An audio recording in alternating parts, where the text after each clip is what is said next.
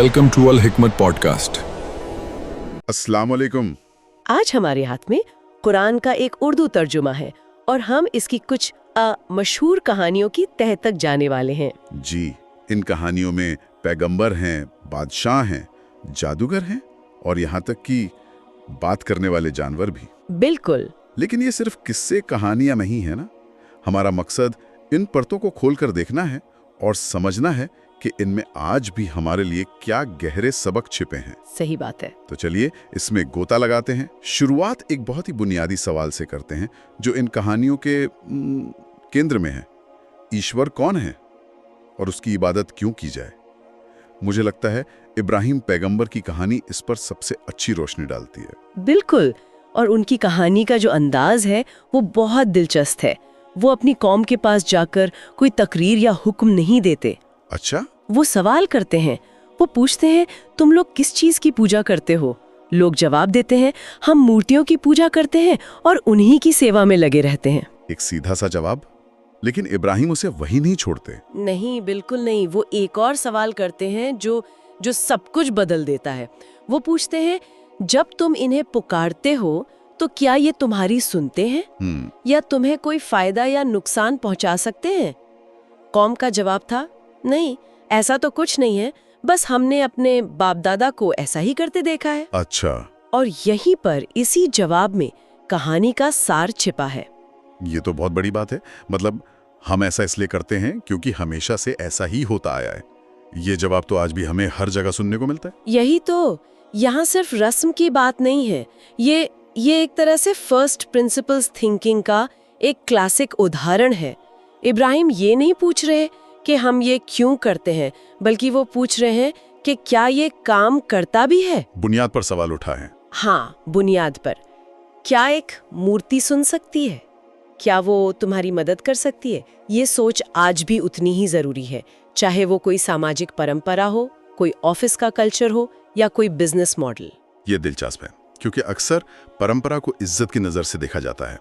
यहाँ पर ये किताब परंपरा और विवेक के बीच एक तनाव पैदा कर रही है। तो इब्राहिम का जवाब क्या होता है? वो किसकी इबादत करते हैं? वो कहते हैं कि मैं तुम्हारे इन झूठे खुदाओं का दुश्मन हूँ, मैं तो सिर्फ रब्बुल आलमीन को मानता हूँ। यानी तमाम जहानों का मालिक। जी। फिर वो उसे परिभाषित करते हैं, वो जिसने मुझे पैदा किया, फिर वही मुझे रास्ता दिखाता है, जो मुझे खिलाता और पिलाता है, और जब मैं बीमार होता हूँ तो वही शिफा यानी सेहत देता है। वही मुझे मौत देगा और फिर जिंदा करेगा। इब्राहिम का ये बौद्धिक और शांत विरोध सत्ता को एक तरह की वैचारिक चुनौती थी, लेकिन स्रोत में एक ऐसी कहानी भी है जहां ये चुनौती सीधी और आमने सामने की टक्कर में बदल जाती है। मूसा और फिरौन। हाँ, मेरा मतलब मूसा और फिरौन की कहानी से है। ये शक्ति के टकराव की एक जबरदस्त दास्तान है। बिल्कुल। और ये कहानी एक बहुत ही मानवीय पहलू से शुरू होती है। जब ईश्वर मूसा को हुक्म देता है कि वो फिरौन के पास जाएं क्योंकि वो बहुत सरकश हो गया है, तो मूसा वो फौरन हाँ नहीं कहते। अच्छा। वो अपनी कमजोरियां गिनाते हैं। वो कहते हैं, ए मेरे रब, मुझे डर है कि वो मुझे झुठला देंगे, मेरा दिल तंग होता है और मेरी जबान रुकती है। ये तो कमाल है। वो ये भी कहते हैं कि उन पर एक कत्ल का इल्जाम है, इसलिए उन्हें डर है कि फिरौन के लोग उन्हें मार डालेंगे। एक पैगंबर जिसे इतनी बड़ी जिम्मेदारी दी जा रही है, वो अपनी घबराहट और डर को खुलकर बयान कर रहा है। ये उन्हें बहुत ज्यादा भरोसेमंद और रिलेटेबल बना देता है। और उनकी दुआ कबूल होती है। उन्हें उनके भाई हारून का साथ मिलता है, जो उनसे बेहतर बोलते थे। जब ये दोनों फिरौन के दरबार में पहुंचते हैं तो फिरौन का पहला वार बहुत निजी होता है। वो मूसा पर ताना कसता है, कहता है, क्या हमने तुम्हें बचपन में अपने यहाँ पाला नहीं था और तुमने अपनी उम्र का एक हिस्सा हमारे साथ गुजारा है, और फिर तुमने वो काम किया जो किया, और तुम बड़े ही एहसान फरामोश हो। यानी वो मूसा को एक तरह से गिल्ट ट्रिप कराने की कोशिश कर रहा है। हाँ, मुद्दे से भटकाकर बात को पर्सनल बना रहा है। सही। हाँ, लेकिन मूसा का जवाब देखिए। वो कहते हैं, तुमने जो मुझ पर एहसान जताया है उसकी हकीकत बस इतनी है कि तुमने बनी इसराइल यानी इसराइल की औलाद को गुलाम बना रखा है। वाह! एक झटके में बहस को निजी से राजनैतिक और न्याय के सवाल पर ले आए। बिल्कुल। वो कह रहे हैं कि एक पूरी कौम को गुलाम बनाकर उनमें से एक बच्चे को पाल देना कोई एहसान नहीं है। यहाँ से टकराव बढ़ता है। फिरौन पूछता है, और ये रब्बुल आलमीन क्या होता है? इस पर मूसा जवाब देते हैं, आसमानों और जमीन का रब, और जो कुछ उन दोनों के बीच है उसका रब। ये सुनकर फिरौन अपने दरबारियों से मजाक में कहता है, सुन रहे हो तुम लोग? वो मूसा की बात को गंभीरता से नहीं लेता। नहीं, लेकिन मूसा अपनी बात पर कायम रहते हैं। और फिर आता है कहानी का वो हिस्सा जो सबको याद रहता है, जादूगरों से मुकाबला। हाँ, फिरौन अपने राज्य के सबसे माहिर जादूगरों को इकट्ठा करता है। एक बड़े मैदान में लोगों की भीड़ के सामने वो जादूगर अपनी रस्सियां और लाठियां फेंकते हैं और लोगों की आंखों को ऐसा लगता है जैसे वो सब सांप बनकर दौड़ रहे हैं। एक दहशत का माहौल बन जाता है। हाँ बिल्कुल।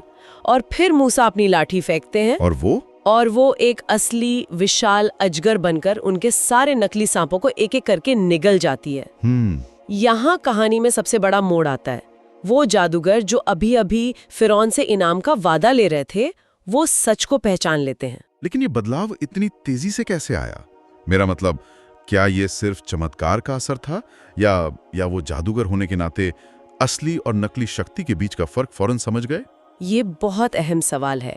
किताब इस बात पर जोर देती है कि वो फौरन सजदे में गिर पड़े, यानी उन्होंने अपनी हार मानकर खुद को झुका दिया। अच्छा। वो समझ गए थे कि जो उन्होंने अभी देखा वो हाथ की सफाई या नजर का धोखा नहीं था।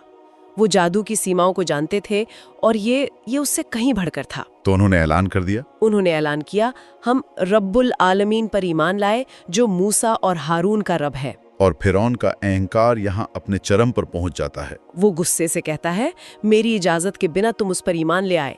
जरूर ये तुम्हारा गुरु है जिसने तुम्हें जादू सिखाया।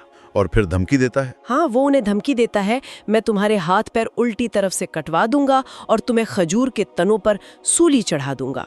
लेकिन जादूगरों का जवाब देखिए, जो अब ईमान ला चुके थे। वो क्या कहते हैं? वो कहते हैं, कोई नुकसान की बात नहीं, हम तो अपने परवरदिगार की तरफ लौटने ही वाले हैं। एक पल में मौत का डर उनके दिलों से निकल गया। ये आस्था की शक्ति का सबसे बड़ा प्रदर्शन है। बिल्कुल। वाह, फिरौन के जादूगरों का इस तरह ईमान ले आना तो कहानी का सबसे बड़ा टर्निंग पॉइंट लगता है। सही बात है, फिरौन की शक्ति का प्रदर्शन उसी के खिलाफ हो गया। अब एक ऐसे पैगंबर की बात करते हैं जिनकी शक्ति टकराव या जादू से नहीं बल्कि ज्ञान और विनम्रता से थी।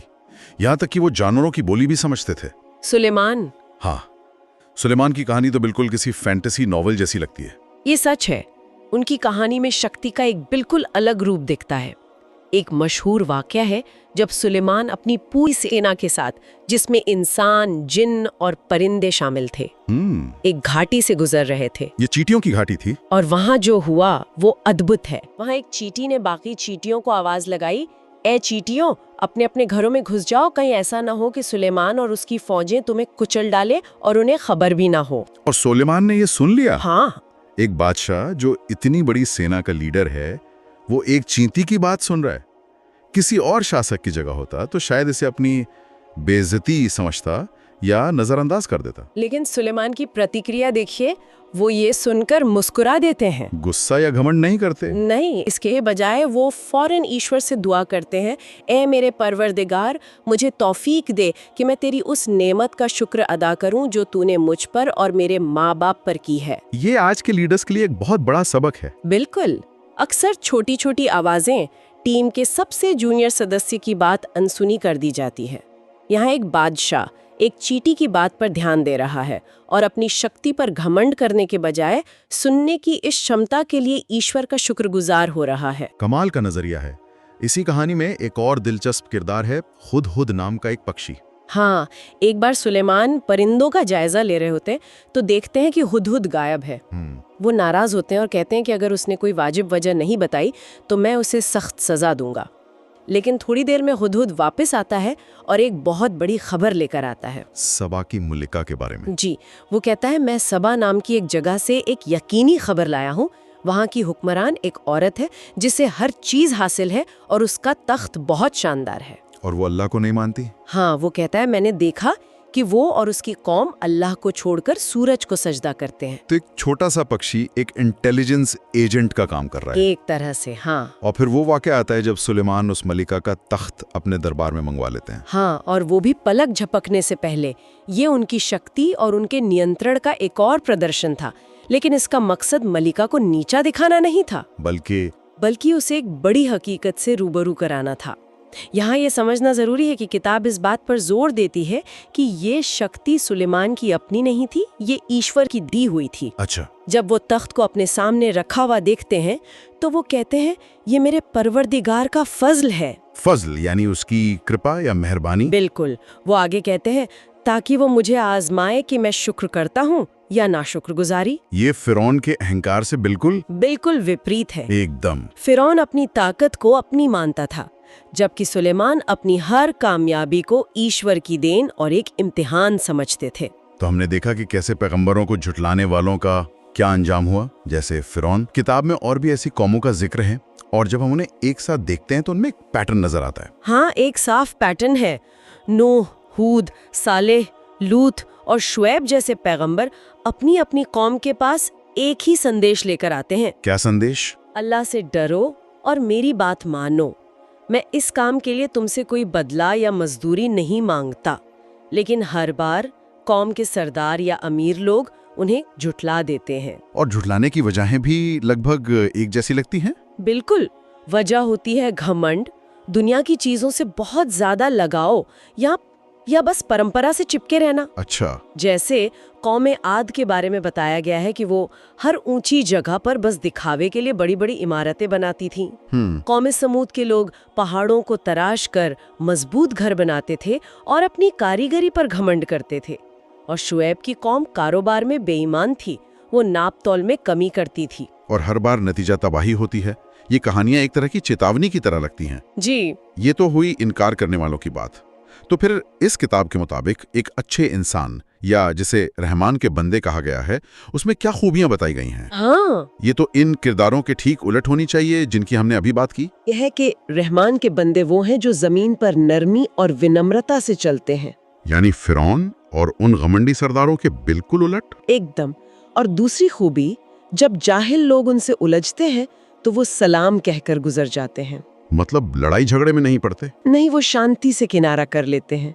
वो अपनी रातें अपने रब के आगे सजदे में और क़याम में यानी इबादत में गुजारते हैं।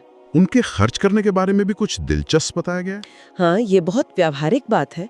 बताया गया है कि जब वो खर्च करते हैं तो न फजूल खर्ची करते हैं और ना ही कंजूसी, बल्कि इन दोनों के बीच का यानी संतुलन का रास्ता अपनाते हैं। इसके अलावा वो बड़े गुनाहों से बचते हैं, जैसे अल्लाह के सिवा किसी और को पुकारना, किसी की नाहक जान लेना या बदकारी करना। और एक खूबी है जो मुझे सीधी सीधी इब्राहिम की कहानी से जुड़ती हुई लगती, होकर नहीं गिरते। हाँ, ये तो वही बात हुई, यानी आंख बंद करके किसी चीज को मान नहीं लेना, बल्कि उस पर गौर करना, सोचना और समझना। बेहतरीन कनेक्शन, बिल्कुल सही। ये हमें वापस इब्राहिम की कहानी की याद दिलाता है, जो आंख बंद करके परंपरा को मानने से इनकार कर देते हैं। एक नेक इंसान की पहचान ये है कि वो अपने विवेक और समझ का इस्तेमाल करता है। तो अगर हम इस पूरी चर्चा को समेटें, इन सभी कहानियों और उपदेशों का सार क्या निकलता है? एक तरफ हमें फिरौन, कौम आद और दूसरे सरदारों का घमंड, इनकार और दुनियावी चीजों में गुम हो जाने का अंजाम दिखता है। हाँ, और दूसरी तरफ इब्राहिम की विवेकशीलता, मूसा का सब्र, सुलेमान की विनम्रता और रहमान के बंदों के अच्छे गुण हैं। बिल्कुल। कहानी का निचोड़ यही है। ये किताब बार बार इस बात पर जोर देती है कि इन किस्सों में निशानी है, यानी सोचने समझने वालों के लिए सबक। ये सिर्फ गुजरे हुए लोगों की दास्तान नहीं है, बल्कि हर दौर के इंसान के लिए एक आईना है, जिसमें वो अपने समाज और अपने किरदार को देख सकता है और सही रास्ता चुन सकता है। इस गहरी चर्चा के बाद मेरे मन में एक सवाल सोचने के लिए रह जाता है। इन स्रोतों में एक जगह पैगंबर कहते हैं, ए परवरदिगार, मेरी कौम ने इस कुरान को छोड़ रखा था। जी। इन तमाम कहानियों, सबकों और संदेशों के संदर्भ में आज के इस दौर में जहां हमारे पास जानकारी का सैलाब है, किसी किताब या मार्गदर्शन को छोड़ देने का क्या मतलब हो सकता है? क्या इसका मतलब सिर्फ उसे न पढ़ना है या उसके संदेशों पर गौर न करना और अपनी जिंदगी में न उतारना है? इस पर गौर किया जा सकता है।